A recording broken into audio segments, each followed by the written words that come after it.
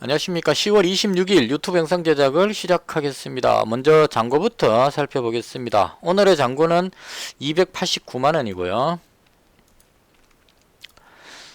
합쳐서 689만원이 됩니다. 마이너스 3만원 손실로 마감을 했습니다.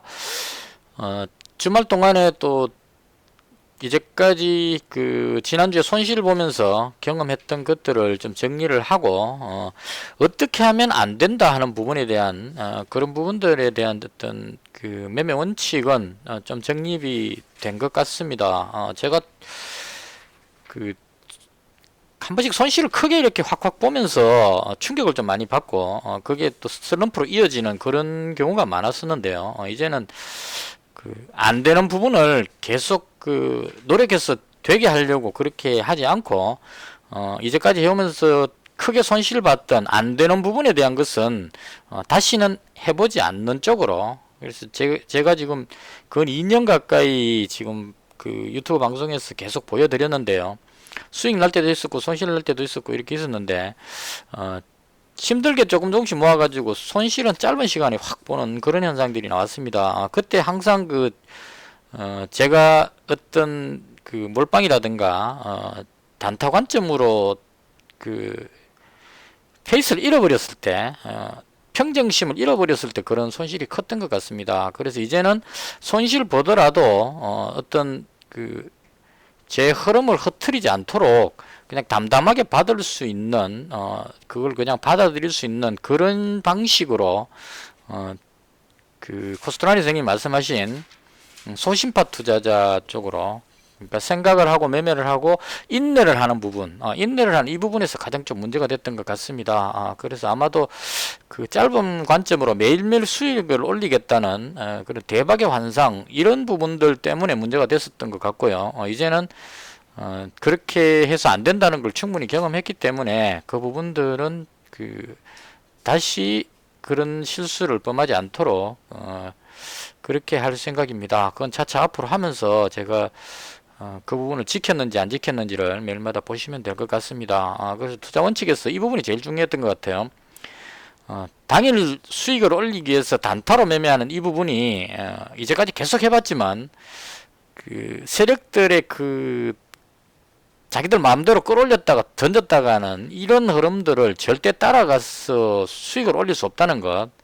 뭐 일부의 차트 전문가들이나 이쪽에 경험이 많으신 분들은, 단타로 경험 많으신 분들은 세력이 매집했거나 혹은 외국인이 매집했는 부분의 종목을 관찰했다가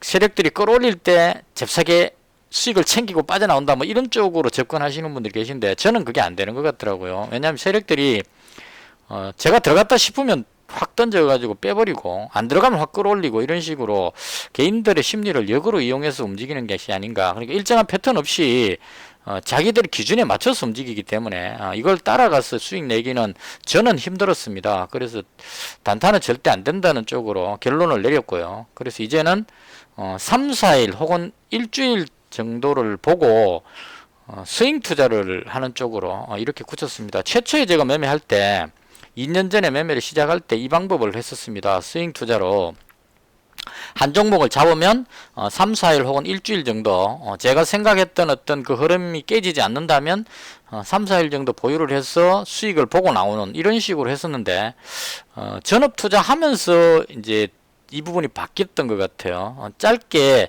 매일매일 시장을 볼 수 있으니까 짧은 움직임을 보면서 수익을 바로바로 얻을 수 있겠다는 이런 자신감으로 해봤는데 오히려 이게 더 부작용이 심한 것 같았습니다. 그래서 단타는 절대 안 된다, 스윙 투자로 가자, 이렇게 결론을 내렸고요. 그 다음 수익을 많이 보기 위해서 한 종목에 몰빵하는 쪽으로 많이 해봤었는데요. 그때마다 손실이 컸습니다. 그래서 무조건 분할해서 지금 현재 상황의 자금으로서는 300만원으로 운영하고 있기 때문에 100만원씩 세 종목으로 나누어서 매매하자, 이 규칙을 정했습니다. 그래서 이 두 개의 규칙만 지켜도 큰 손실은 나지 않을 것 같다, 이런 생각이 듭니다. 그래서 종목 선정을 잘 하도록 노력해서 꾸준하게 스윙 투자로 수익을 올리는 이런 방법으로 좀 주말 동안에 생각을 정리를 했습니다.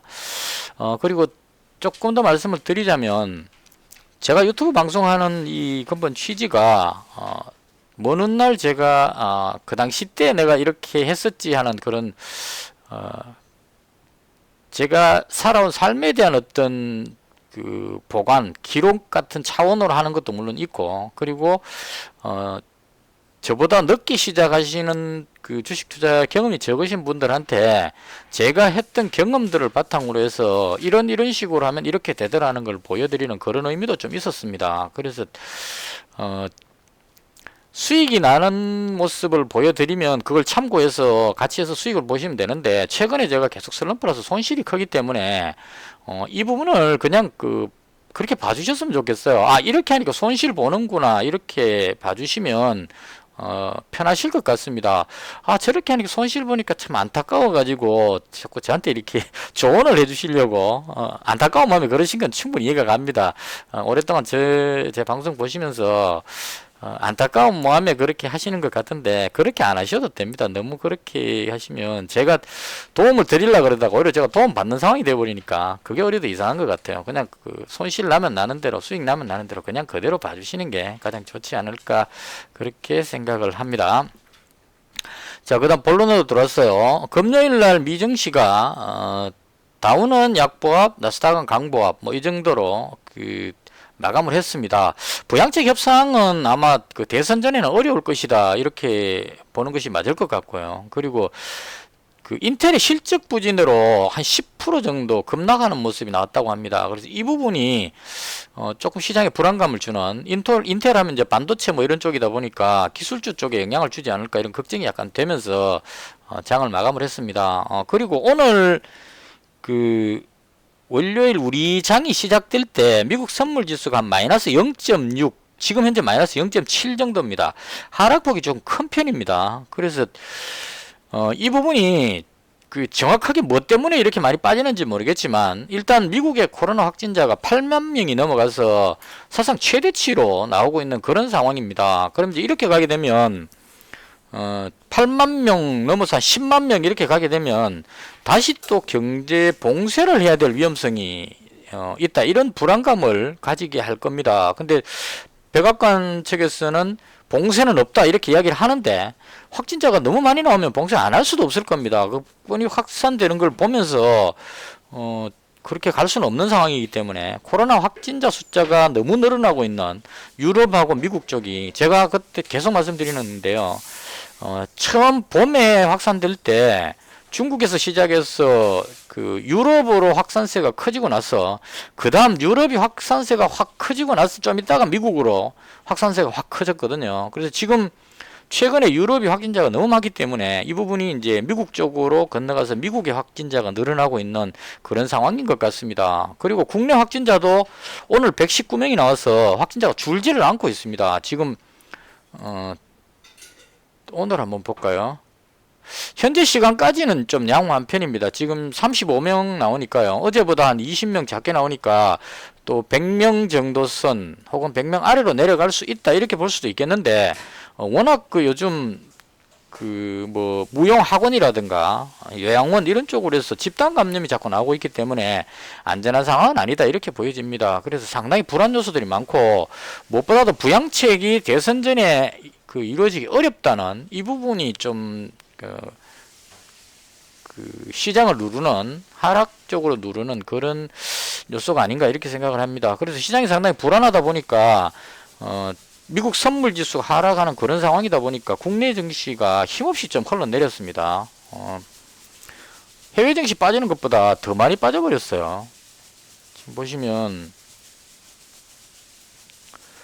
미국 증시는 그렇게 안 빠졌습니다, 실제로. 그리고 나스닥 지수도 보시면 크게 안 빠지고 이평선 위에서 지지를 하고 있는 상황인데요. 선물 지수가 지금 한 마이너스 0.7 정도로 많이 빠지고 있어서 이 부분이 영향을 주는 것 같습니다. 그래서 코스닥 지수가 한 3.7% 정도 많이 빠져버렸어요. 거래소보다 코스닥이 지금 많이 더 약합니다. 거래소 지수는 외국인들이 지금 선물 매수를 어느 정도 해놨기 때문에 많이 안 빠지도록 계속 방어를 하는 것 같아요. 그래서 크게 안 빠지는데, 코스닥 지수가 힘없이 지금 계속 흘러내리고 있습니다. 이거 느낌이 상당히 안 좋습니다. 지금 여기서 흘러내릴 때도 해외 증시가 크게 안 빠지고 있는 상황인데도 코스닥은 계속 그 아래쪽으로 내려가는 그런 흐름을 보였거든요. 그래서 이 부분이 좀 많이 찜찜합니다. 개인들이 코스닥 쪽을 많이 매매하기 때문에 그 대응하기가 상당히 좀 힘든 그런 장이 아닌가, 개인적으로 그렇게 생각합니다. 그래서 좀 불안하기 때문에 시장을 위험 관리를 하는 쪽으로 하는 것이 맞지 않을까, 그런 생각이 듭니다. 오늘 장에도 뭐 그 대다수의 종목들이 다 밀렸습니다. 뭐 우량주 쪽에 보여지는 종목들은 대체로 보면 원봉이 길게 나왔거든요. 그래서 특별한 어떤 테마 한두 개를 빼고는 뭐 반도체 같은 종목들도 그렇고 눌러보면 뭐 거의 그 대다수가 음봉으로 그 좀 상당히 많이 빠지는 그런 흐름을 보여줬습니다. 그래서 시장이 상당히 지금 불안하기 때문에 위험 관리를 꼭 하실 필요가 있을 것 같습니다. 저 같은 경우에는 이제 시장이 불안하기도 했고 제가 그 감각을 잃어버려 가지고 손실을 더 크게 봤기 때문에 일단 그 원금 회복할 때까지는 좀 안전하게 매매하자, 투자금을 지키자는 차원에서 400만원을 따로 빼놨습니다. 그것도 제 통장에 안 넣고 우리 아들 통장으로 빼놨기 때문에 손실이 발생해도 전체 금액 대비해서는 심하지 않을 정도로 어떤 위험 관리는 해놨습니다. 해놨고 이 남아있는 종목조차, 금액조차도 3등분해서 매매하기 때문에 특별한 뭐 그런 종목을 잘못 잡는 게 아니라면 손실이 그렇게 크지는 않은 그런 상황입니다. 저는 그래서 일단 이런 위험 관리 정도가 필요하지 않을까 하는 게 개인적인 생각입니다. 자, 그다음 그 오늘 장의 특징주인데요. 그 이건희 회장님 그 별세 뉴스가 나왔고요. 그 정말 훌륭하신 분이 그 가셨죠. 그래서 이 부분으로 해서 삼성물산이 그 삼성전자의 어떤 지배회사 뭐 이런 관점으로 되어 있을 겁니다. 지배구조가 좀 복잡하게 되어 있는 것 같은데요. 에버랜드가 뭐 삼성물산이나 이걸 잡고 삼성물산이 다시 삼성전자 잡고 뭐 우리 국내 대기업이 거의 그렇게 되어 있는데요. 이 부분으로 해서 일단 그 전기세가 뭐 10조 가까이 된다고 하니까 그런 부분들로 해서 어떤 그 지배구조 개선 혹은 뭐 배당, 이 뉴스로 나오는 거는 배당 정책을 강화할 것이다, 배당을 많이 주는 쪽으로 할 것이다 해서 삼성물산이 오늘 거의 대장격으로 강한 모습을 보여줬었습니다. 근데 저 같은 경우는 이제 이런 대량 큰 종목을 매매할 정도의 자금이 아니기 때문에 그냥 이 종목이 강했다, 이 정도로 정리하면 될 것 같고요. 그 다음 그 AI 부분에 대해서는 제가 매매했는 부분이니까 좀 이따 설명드리도록 하고요. 그 다음 최근에 그 삼부 토건하고 휴림 로봇이 계속 올라가는 모습인데요. 이게 그 금요일 날 휴림 로봇이 상한가 들어갔었는데 그때 뉴스에 보니까 이낙연 대표 동생분이 이제 이계연 씨인데 이분이 그 삼부 토건의 이사 선임을 추진하고 있다, 여기에서 상한가가 들어갔다고 합니다. 삼부 토건이 계속 강했는데요. 이걸 그 진작에 제가 그 못 잡았던 이유는 여기서 올라갈 때는 그 상한가 들어갔을 때 뉴스가 뭐였느냐 하면 실적 대폭 개선 기대감 이렇게 뉴스가 나왔었기 때문에 실적이 좋아져서 올라가는갑다 싶었는데 너무 자꾸 올라가길래 이건 너무 심하다 싶었는데 그 여기 뉴스에 금요일 뉴스에 삼부토건의 그 이계연씨 그 사회 이사 선임 뭐 이 뉴스가 나왔습니다. 그래서 휴림 로봇이 상한가 들어가면서 여기서 들어가면서 삼부토건 휴림 로봇 이 두 종목이 강하게 올라갔던 것 같습니다. 그래서 이유를 몰라가지고 얘가 휴림 로봇이라서 제가 금요일 방송할 때 이렇게 했었죠. 맥스로텍이 상한가 들어갔었거든요.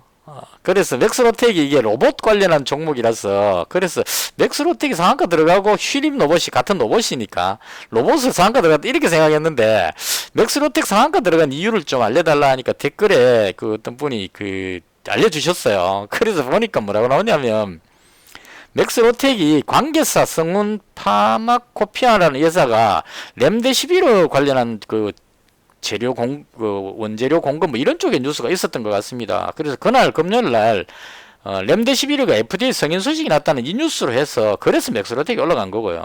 그래서 상한가 들어갔는데 휴림 로봇은 그렇게 올라간 게 아니고 삼부토건의 그 모회사로서 삼부토건이 급등하니까 그 연주로 해서 올라갔다 이렇게 나옵니다. 그러니까 삼부토건이 이낙연 대표 동생 이계연 씨 이사 선임으로 상한가 계속 올라가니까 이 휴림 로봇 자회사가 삼부토건이랍니다. 그래서 이 모회사 개념으로 해서 휴림 로봇이 저렴하니까 꼴 올라갔다. 이렇게 연결지으면 맞을 것 같습니다. 혹시 틀리면 댓글 주십시오. 제가 봤을 땐 그랬던 것 같아요. 그래서 그 부분이 지금 대선 테마에서 시장이 안 좋으니까 오늘도 상한가로 올라가면서 삼부토건까지 끌어올리는 이런 모습이 나왔습니다. 와, 여기서 지금 1000원짜리에서 지금 4배 가까이 올라갔죠. 1000원도 아니죠. 이거 1000원 밑에 한 800원짜리 종목이었는데 계속 올라가고 있습니다. 그래서 이거는 이제 그 따라 들어갔다가는 언제 또 던져버릴지 모르니까 그냥 아이고 잡은 사람 복 만났다 이렇게 생각하고 그냥 축하해주는 정도로 끝을 내는 식으로 그렇게 하겠습니다. 그래서 이 종목이 강했고요.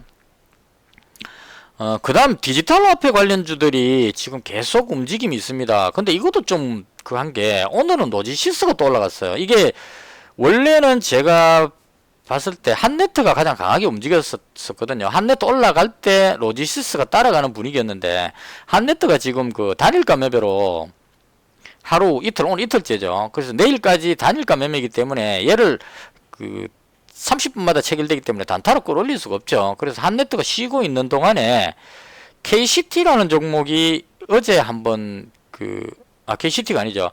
KCS요.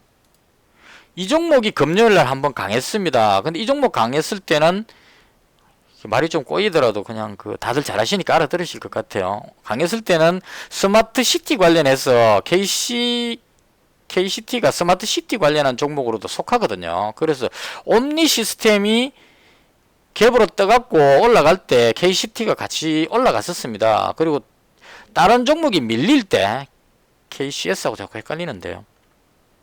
옴니 시스템 밀릴 때 KCS가 안 밀리고 버티다가 오늘도 아주 강하게 올라가다가 쫙 밀어버렸습니다. 그래서 대신에 로지시스가 한네트 대신으로 강하게 올라가고 있습니다. 그래서 디지털 화폐는 아마 대세인 것 같아요. 앞으로 현금 돈을 안 가지고 다니고 디지털 화폐를 중심으로 해서 앞으로의 사회는 그렇게 될 것이다. 이걸 보고 지금 계속 올라가는 것 같습니다. 로지시스하고 KCS는 어떤 서비스를 해주는 그런 쪽 용역 관련한 쪽이기 때문에 그래서 강하게 올라가는 것 같고요. 개인적으로는 한네트가 원래 대장이었으니까 내일쯤까지 조정되고 나서 단일가 끝나고 나서 한네트 쪽으로 한번 노려볼까 개인적으로 그렇게 생각합니다. 그래서 디지털 화폐 관련주들이 좀 강했다 이렇게 보시면 될 것 같고, 그 다음 중국이 광문제 기간에 화장품 관련주들이 주목받을 것 같았는데 이차 환불이 오늘 좀 강한 모습으로 이렇게 땡겨 올리는 모습이 나왔습니다. 사실은 나왔는데 아직까지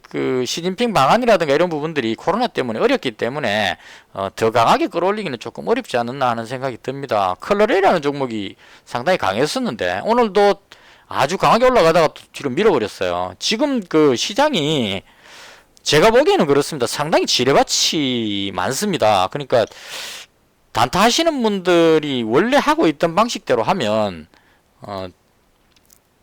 이런 식으로 그냥 한순간에 그냥 무너뜨려 버리는 이런 현상들이 많이 나오는 것 같습니다. 그래서 상당히 조심해야 되는 그런 상황이 아닐까.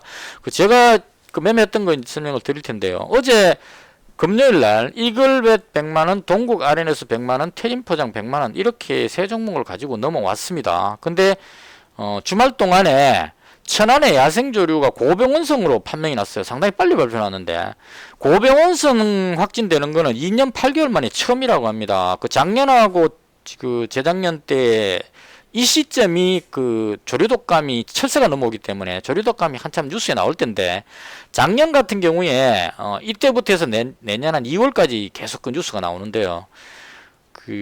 H5 뭐 어쩌고저쩌고 하는 그게 억수로 심각한 조류독감 균인데 그게 검출된 뉴스는 상당히 많이 나왔습니다. 수십 건 나왔는데 검사 끝나고 나면 항상 결과가 뭐라고 나왔냐면은 저병원성이라고 나왔어요. 그래서 처음에는 H5 모형 조류독감 뉴스 나오면 급등하는 척 하다가 결과가 저병원성 나오면 쭉 빠지고 이렇게 계속 갔었는데 요번에는 원래 처음으로 조사했는 H5형 그게 결과가 고병원성으로 나와버렸습니다. 그래서 이 고병원성 나왔기 때문에 시장에 상당히 주목을 받겠구나라고 생각을 해서 이글벳은 이제 보유를 하겠다 생각했었고, 그 다음 동국 RNS는 소재 관련주인데요. 시장이 안 좋았기 때문에 이건 안 좋아서 정리해야 되겠다 이렇게 마음먹었습니다. 그리고 이제 태림 포장이 남아 있었는데요. 이 포장지 박스 이쪽 관련 종목인데 이게 뉴스가 참 모호했습니다. 지금 포장지 원재료 가격이 급등해가지고 상당히 혼란한 상황 그렇게 돼 있었습니다. 그래서 제가 오늘 했던 걸 그냥 간략히 설명을 드리면 동국 RNS는 시장이 안 좋으니까요. 밀려버려가지고 여기서 정리를 했습니다. 제가 정리한 가격이 대충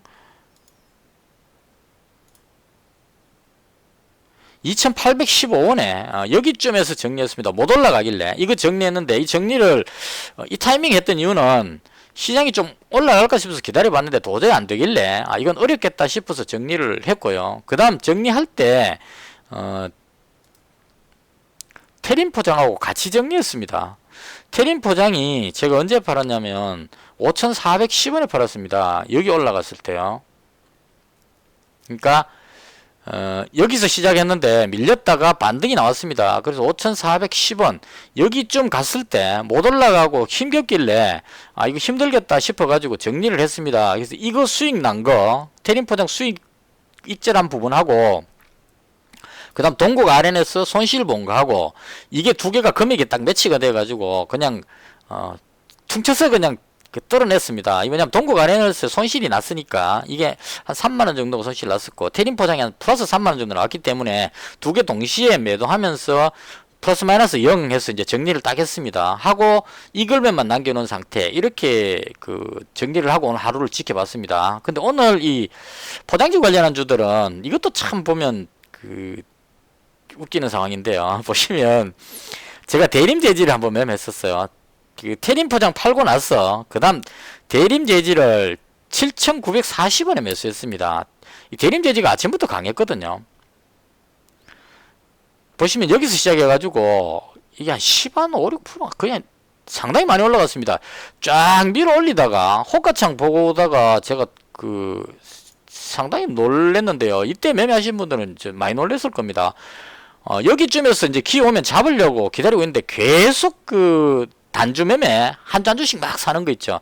단주 매매를 하면서 이걸 계속 끌어올렸어요. 꾸준하게. 그래서 이게 그렇게 가능했던 이유가 유동 물량이 아주 작습니다. 대림재지가 328만 주밖에 안 되거든요. 물량이 작다 보니까 세력들이 계속 매수하니까 그대로 올라간 거예요. 쭉 꾸준하게 매수해서 올라갔다가 자기들이 생각하는 어떤 걸어놨던 게 아마 8,900원 정도에 걸어놨던 것 같아요. 자세히는 못 봤지만 자기들이 여기서부터 계속 매수해가지고 매수했는 물량만큼을 매도를 걸어놓고 그걸 탁 터치해갖고 정리되는 순간에 던져버리는 것 같아요. 그러면 여기서부터 계속 매수했다가 여기서 탁 팔아버렸기 때문에 자기들은 이익 받기 때문에 나머지는 다 던져버리겠죠. 그래서 확 빠져버렸습니다. 그래서 제가 들어간 거는 7,940원에 여기서 한번 들어갔습니다. 7,940원이니까. 여기쯤에서 들어갔다가 들어올리는 모양이 나오다가 다시 실패하길래 8,120원에 여기서 던졌습니다. 여기서 이건 안 되겠다 싶어갖고 던져버렸고요. 그리고 쭉 빠져버렸습니다. 그래서 이 종목이 빠지고 이거 제가 말씀드린 이유는 시장이 이런 분위기라는 얘기죠. 그러니까 여기서 올라갈 때는 누가 봐도 그냥 제가 봤을 때 폐지 관련한 포장지 관련한 주들이 원재료가 가격이 급등해가지고 아시아 재질을 비롯한 재질 관련주들이 전망이 좋다 이렇게 뉴스에 나왔거든요. 그래서 아시아 재질가 지금 최근에 보시면 많이 올라왔었기 때문에 테린 포장보다는 오히려 재질 관련주들 원지 만드는 회사가 더 좋겠다 싶어서 노리고 있었는데다가 얘가 쭉 올라가니까 이게 대림 재질가 올라가는 겁다 이렇게 생각했는데 한순간에 그냥 확 던져가지고 만약 여기서 들어갔던 사람들이라면 미처 팔 기회도 안 주고 그냥 확 밀어버리는 그런 상황이 되어버렸습니다. 그래서 시장이 이런 식으로 움직이다 보니까 까딱 잘못하다가는 그냥 한순간에 확 물려버리는 그런 현상이 나오는 것 같습니다. 그래서 정말 조심해야 되는 시장. 그러니까 시장이 코스닥 지수 흘러내리는 모양 보면 이거 예전에 이렇게 급락하는 듯한 이런 느낌의 분위기가 느껴집니다. 그래서 언제 추락할지 모르기 때문에 조심해야 되겠다. 개인적으로 그렇게 생각을 합니다. 그래서 대충 지금 다른 쪽 테마 쪽을 관심 종목으로 말씀드리기도 지금 상당히 어려운 상황이에요. 그래서 웬만하면 조심하자 이런 차원으로 했고요. 그리고 이글벳은 그대로 보유 중이었고 제일바이오를 100만원치를 추가를 했습니다. 그래서 이글벳 100, 제일바이오 100, 100만원 현금 이런 식으로 지금 보유 중이고요. 제가 이렇게 잡았던 이유는 그 조류독감이 고병원성으로 판명난 상황이었기 때문에 그 부분이 이대로 끝날 것 같지는 않다, 이런 생각으로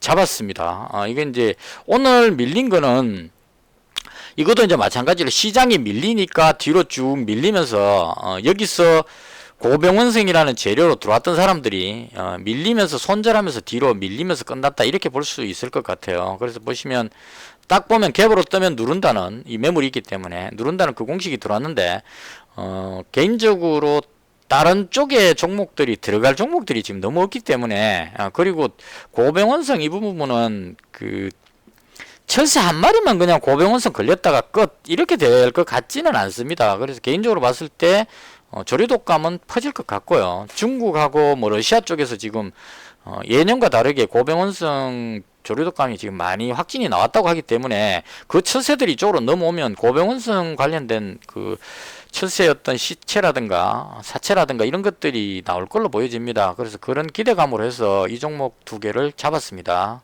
시간에 한번 볼까요?